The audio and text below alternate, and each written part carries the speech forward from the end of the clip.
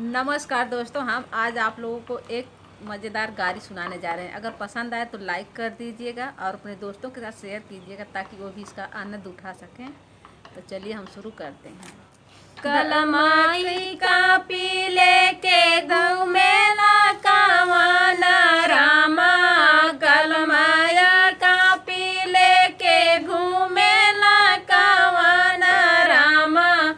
हाजी के इंग्लिश का पढ़ाई, हाँ सीताराम से बानी।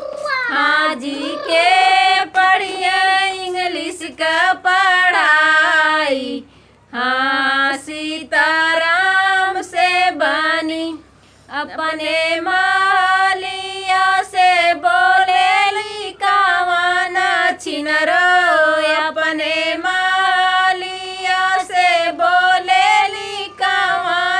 छिनरो।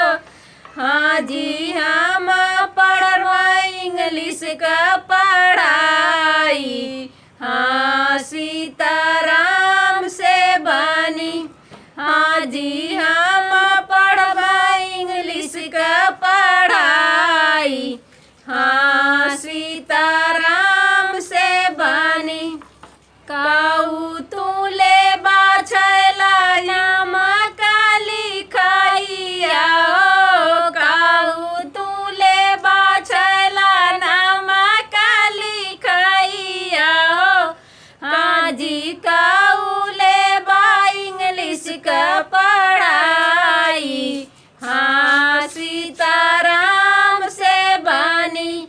हाँ जी काऊ ले बा इंग्लिश का पढ़ाई, हाँ सीताराम से बानी।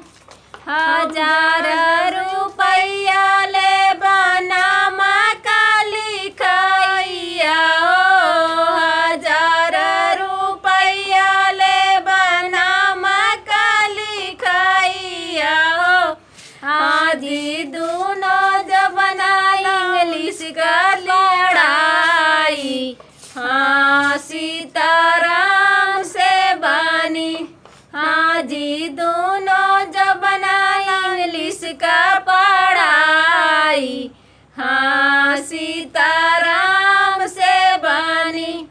कलमाई कापी लेके घूमेला कावाना साले, कलमाई कापी लेके घूमेला कावाना साले। हाँ जी के पढ़िए इंग्लिश का पढ़ाई, हाँ सीताराम से बानी। हाँ जी के पढ़िए इंग्लिश का